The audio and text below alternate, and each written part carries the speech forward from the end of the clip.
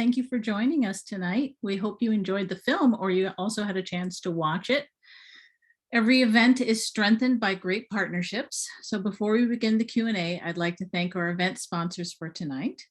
And before I do that, I should introduce myself, so apologies. My name is Deidre Fitzgerald, and I am the festival programmer for Monadnock International Film Festival, and also partnering with American Independent Business Alliance to bring you another screening of Gather, but also to bring our two wonderful guests tonight to talk about the film and what has been happening in regards to food sovereignty. So American Independent Business Alliance, aka AMIBA, partnered with the Monadnock International Film Festival to make tonight's event happen. AMIBA recognizes that watching a film as a documentary and as a community, excuse me, can be a powerful shared experience, and Gather is the perfect film to reframe the Eat Indie local campaign that's actually happening right now. MONIF has been around for 10 years, and we're actually celebrating our 10th anniversary. And we believe in celebrating the diversity of our world through the power of storytelling and storytellers. And Gather is a perfect example of that. Before I begin the discussion, I think before folks were expecting to see maybe a third person, Ade Romero Briones of First Nations, but we've got Ethan Gallegos with us, who is a wonderful representative from First Nations Development Institute. So Ethan is here with Valerie Segrest, who is the co-founder of Tahoma Peak Solutions. Just so you know, this Q&A is being recorded and will be available to watch later on this platform and shared on our partner site, as well as out on our YouTube site as well. So you can watch it anytime you like after this event ends. Before we start the discussion, a colleague of mine has been doing this, and I think this is an excellent thing. I want to open by acknowledging, recognizing, and paying respect to the lands that we here in New Hampshire occupy, that have been and continue to be the homes of the Wabanaki and Abenaki people, and likewise those joining us from afar that are also occupying other Indigenous lands. We do this to acknowledge the political struggle of Indigenous people in asserting their sovereignty and treaty rights. We do this for all to feel more connected to the place and land we occupy. We do this to include Indigenous people in the narrative of racial equity and power redistribution. Welcome, Valerie and Ethan. Ethan, could you start out by telling us a little bit about yourself and your work at the First Nations Institute? Sure. SJ, everybody. My name is Ethan Gallegos. I'm a program officer for First Nations Development Institute. I'm Muscogee Creek, and I basically work with re-granting to Native nonprofits or tribal governments that are doing food work, whether that be food sovereignty work or food pantry work. Awesome. Valerie, can you also tell us a bit about yourself and your work at Tahoma Peak Solutions? Sure. Good afternoon. My name is Valerie Segrest, and I'm a member of the Muckleshoot tribe, which is located just south of Seattle, Washington.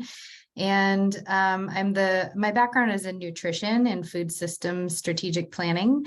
And Tahoma Peak Solutions is I'm the co-founder of Tahoma Peak Solutions, which is a Native American woman-owned strategic communications and Native food sovereignty planning firm. So we specialize in all of those fun projects. And I'm so blessed every day to work with incredible Native women and partners like First Nations.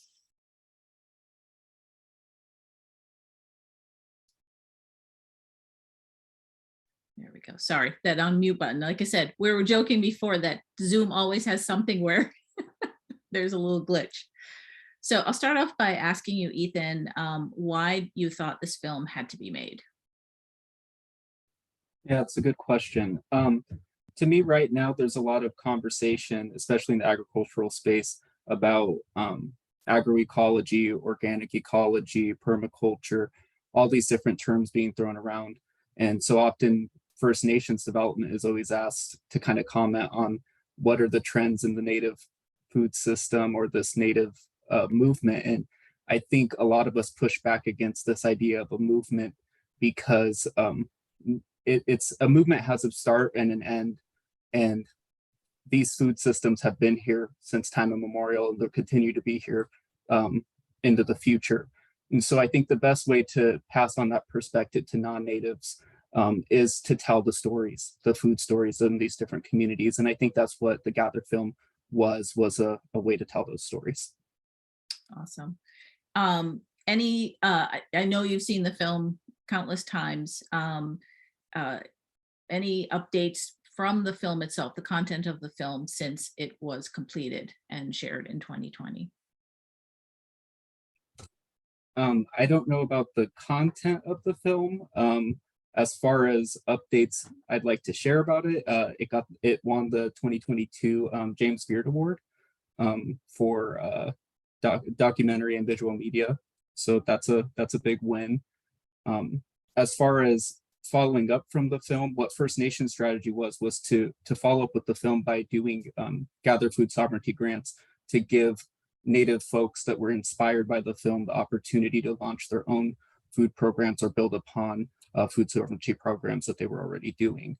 And since the film debuted, we've re-granted 55 different food sovereignty grants for $32,000 each. And we plan to do another round of those grants in 2023. That's amazing. Wow. That's incredible. So Valerie, the question I have for you is, what does it mean to decolonize your plate? The question is so loaded one, right? Yeah.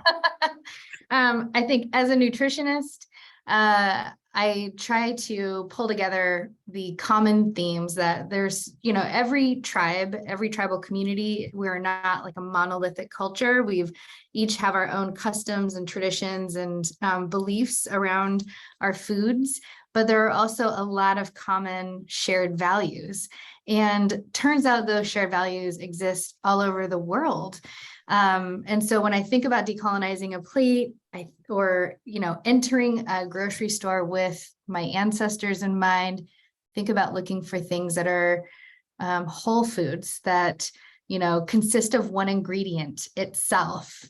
Our ancestors would certainly recognize a blueberry because it's a blueberry. It's not, you don't have to have a scientific degree to understand what's in it. I think about our plate being seasonally inspired, that when we are eating seasonally, we're more attuned with the seasons and what's going on in the environment around us. Traditional foods, decolonizing our plate means incorporating more local foods into our everyday plates. And that means that we're also supporting a local economy and helping to, multiply $1 within our local economy. And really that's the food system that is going to help feed the future and support a life of dignity for our food producers and for our future generations. And to that point, I think about, looking into the future and how the choices that we're making affect that. I just returned from Italy, and I always think about how they are so fierce about their menu. It is what it is. You're not going to tell Nona to make pizza cupcakes. She's just not going to do it. So, they are with their food traditions and committed to that. And I think in reference to Gather in the film in particular, decolonizing is really about increasing visibility.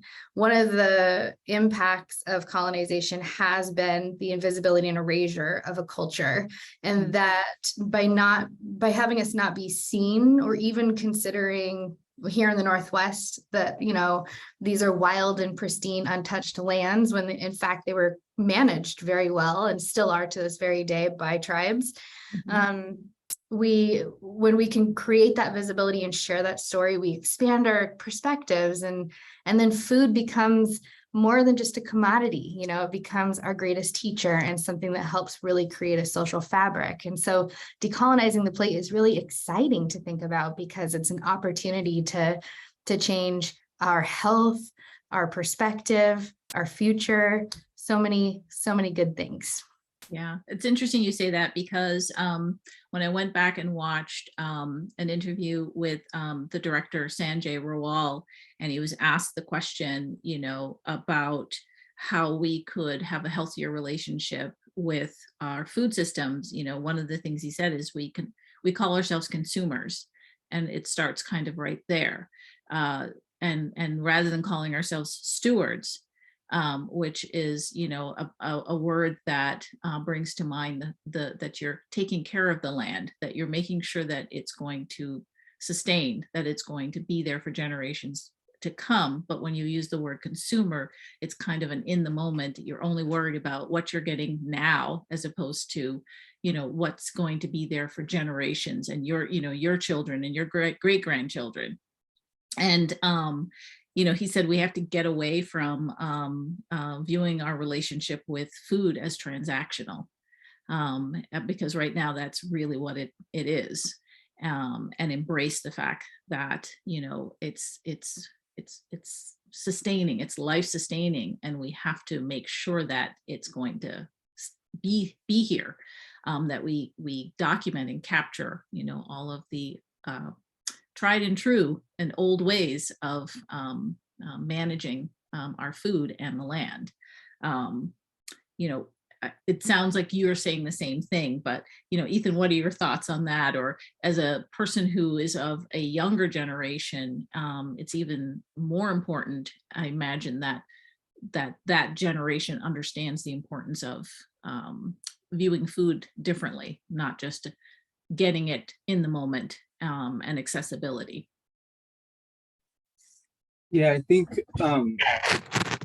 to touch on Valerie's point a little bit too about just the way that it's so transactional, the way we look at food as being something that's being produced, but we don't look at the hundreds of years, thousands of years of stewardship that's gone into it that leaves this environment as fruitful as it is. It's not an accident that we have huckleberries growing on these mountains, right? It's not an accident that the salmon come back. We actively have to call the salmon back. It's labor that's been put in the whole time. And I think that's something that's interesting when you look at a native food system versus the typical food system. It is transactional. It's only focused on the consumption, the feeding part of it. It's this last 25% of the food system, but you're missing out on taking care of the land first, and then our four-legged relatives. The two-leggeds don't come in until the very end when we have hunters and harvesters coming into this, you know, but the younger generation is growing up detached from that food because they're not being told that 75% or more of their plate is actually indigenous foods, you know, and those foods aren't being represented completely at the store. You might take what's easy for a monoculture to grow, but you're not necessarily looking at all the values that something like Camas has, right? Because you're not focused on the stewardship. You're always just looking at the above ground product that's being produced and what monetary value you can put on it. Yeah, definitely. And you know, I think about the film Gather, and then, you know, is there like a follow-up film that, you know, can kind of track since the launch of the film in 2020 till now, but also like look into the future and make some predictions on, you know, are we making headway? Are people, do you guys see in your work that there is an awakening that, you know, not amongst obviously the people who are already aware of the issue and are taking the steps to change it, but of those folks who are colonized, for lack of a better word, and don't understand the detriment of not being connected to our food sources and to nature? And I'll leave it to either one of you to answer.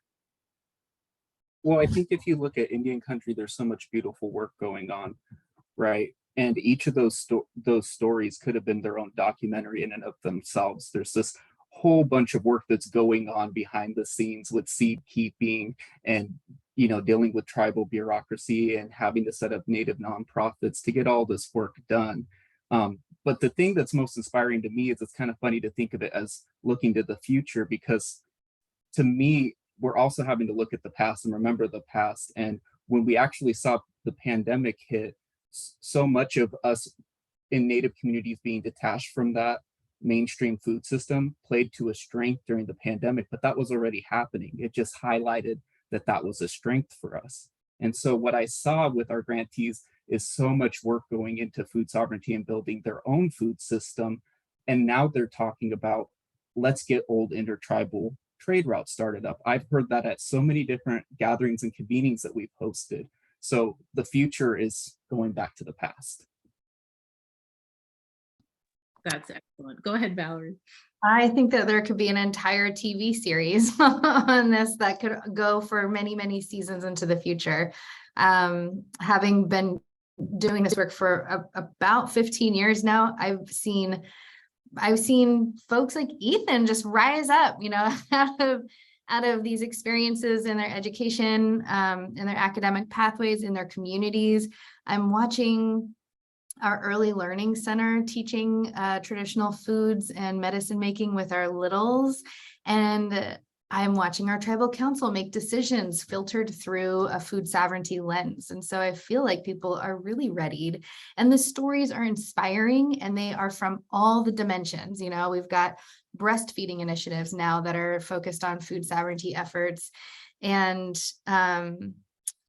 again, to Ethan's point, the strength of it all and the power of the grassroots movement that's really out here, like the food sovereignty movement is real and it's strong. And we may all be doing it differently, and we may all be approaching it from where our community is at whatever given time.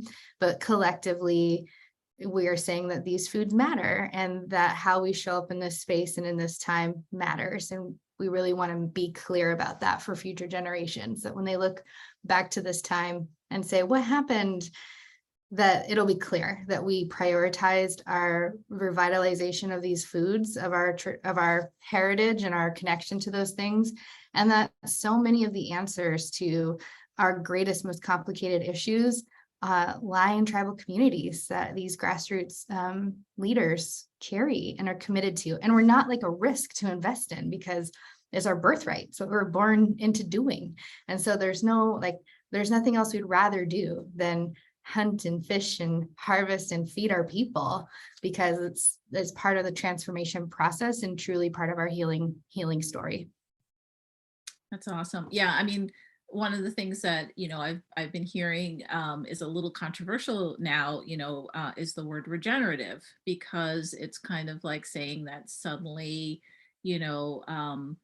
white folks discovered that there's things you're supposed to do with the soil that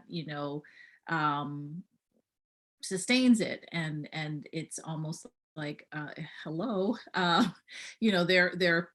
there's history of this entire country where that word wasn't used because it was just part of how native populations existed with the earth and with food. So I often tell people that they should be careful when using the term regenerative, because it's kind of like a new term, and it sounds like it's a new discovery.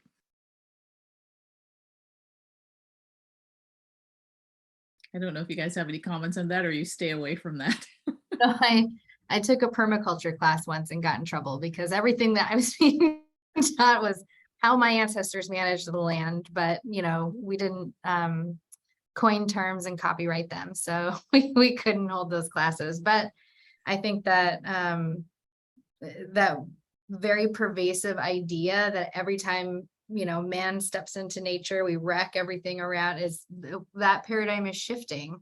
It's slowly shifting. People are, fumbling with it and feeling awkward, but trying to understand. And that is telling of our time. And really, really, I mean, sometimes I think about, sometimes I'll teach a plant class on, traditional plants for heart health or something like that along those lines. And as I'm teaching it, I'll be so taken that my ancestors at one point in time would have been jailed or killed for sharing this information. And now I'm being asked to share it in a safe environment, and it's being received with good intentions and open hearts. And that to me is really telling of our time, that, yeah, we're being seen and more visible. We still have a lot of work to do, but opportunities exist. Awesome. Yeah. Yeah. That's amazing. Go ahead, I, Ethan. I think with that term regenerative, I don't mind it so much as long as it's not being put on native agriculture. Just because I feel like these terms, they start saying, oh, that kind of looks like native agriculture, that kind of looks like native agriculture. And then when the philanthropy starts kicking up, it's a regenerative grant. And then if you don't do what this person has defined as regenerative, you don't get that funding. But they think that they're funding to native food projects. So I always get hesitant about certain words getting stuck to native agriculture because it has been what it has been since forever. So you don't come up with a new terminology for it. You can, say that there's some things that native agriculture does right that looks like what you're seeing, but don't put it on native agriculture, I guess would be my point. Much like Valerie was saying, when I went to university, I always got in trouble for water, saying water is alive or that the soil is alive or any of these things. It was always, this is abiotic and you don't understand what you're talking about. And it always feels like it's constantly catching up to what people that have lived here for thousands of years have already known. So Definitely. Yeah. I mean, I can imagine that the frustration, yeah, of not, for folks to deny what is clearly in front of them. Just interesting. Is there anything that you guys haven't had a chance to say? I don't have any questions from the audience. Is there anything that you guys would like to get out there that you haven't had the chance to say? You can both take, a few minutes to say, to share.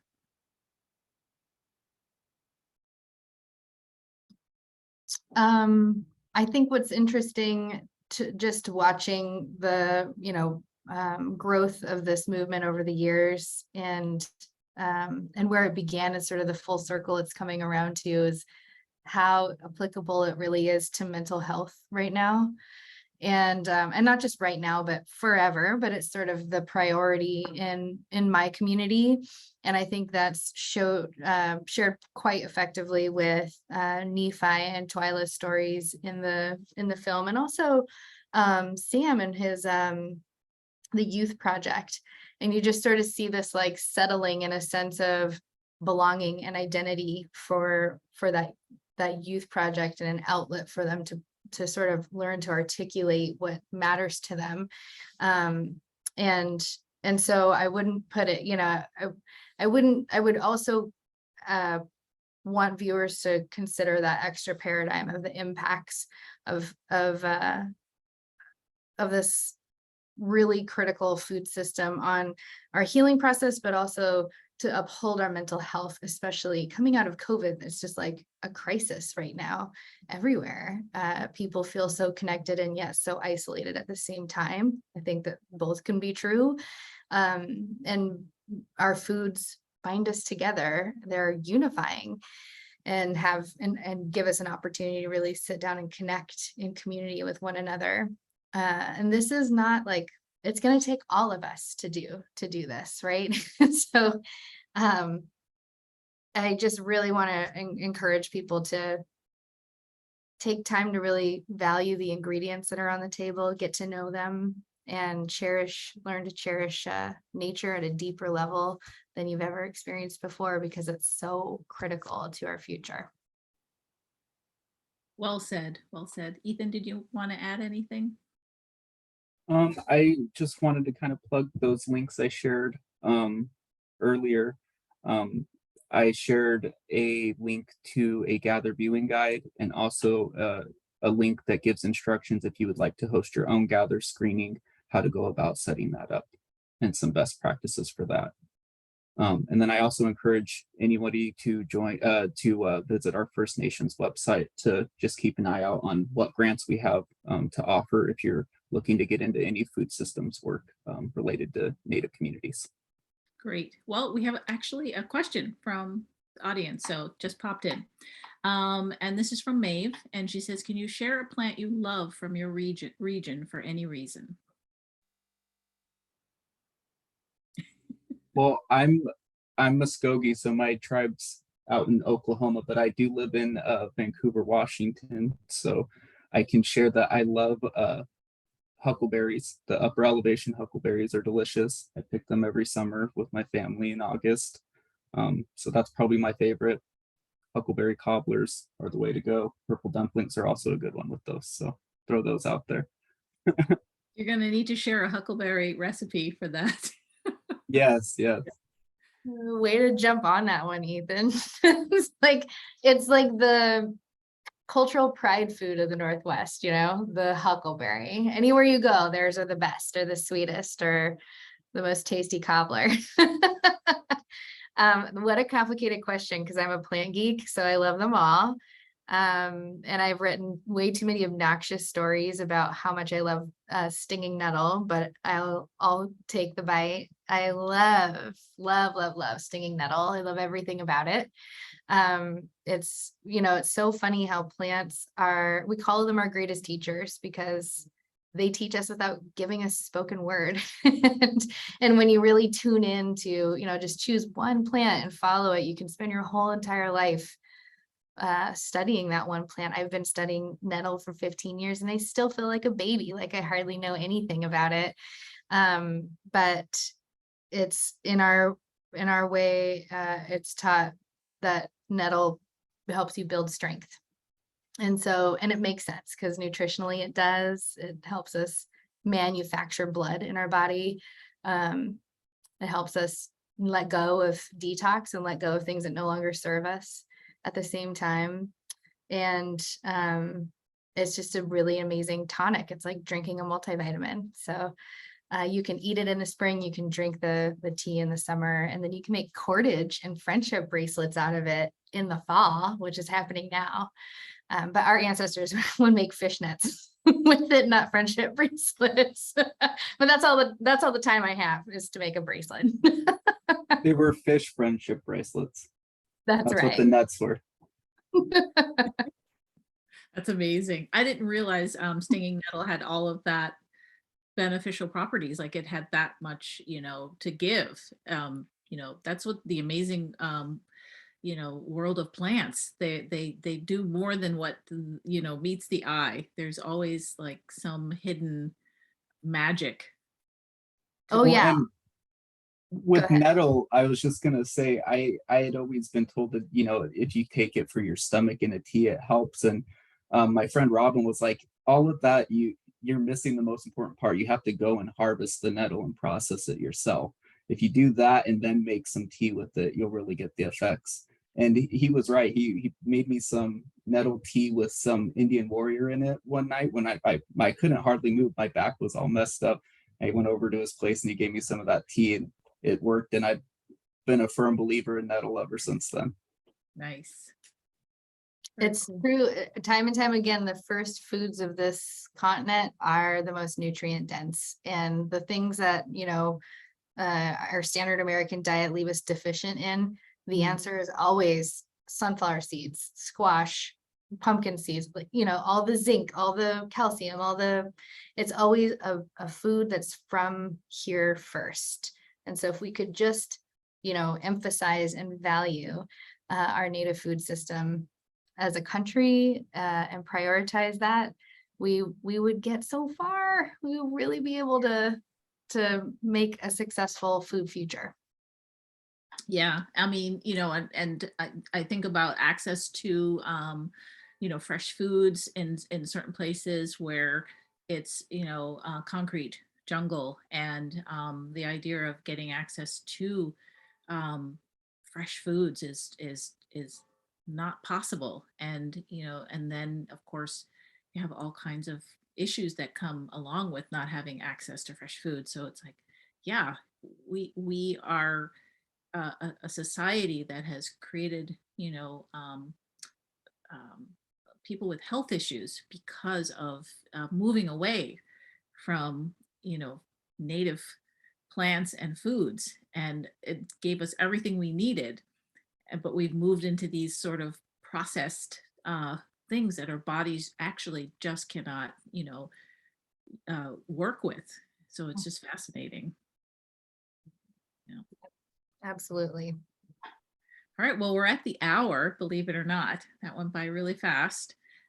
Is there anything else you guys want to say in closing? I know I asked this question before, and then we kind of reinvigorated the conversations or conversation around plants. So if there's anything you wanted to say, now is your chance. Don't even get me started on plants. We'd be here for another hour. It's fine. Um, We'll listen. just thank you. I'm so grateful, Dee, for your work, for people who took the time to watch the film. It's really important. I'm grateful for Ethan and First Nations and all the amazing work that you do. I didn't say this, but when I led my food sovereignty project in my own community, First Nations funded me all the way, every single time. And it was, you know, those little $32,000 grants that got us through making big creative changes in our community. And so I'm always grateful for the work that they do and the way they carry it and meet the needs of tribal communities by just listening and being really tuned in. So I'm really grateful to all of you. Thank you. Thanks for having me. Yeah. Any last minute words, Ethan? No, just to echo Valerie, just want to say thank you to everybody for watching the film, and thank you for the interest. And again, keep an eye out on our website for any grant opportunities. And Mado. Yeah, and I want to say thank you to you both.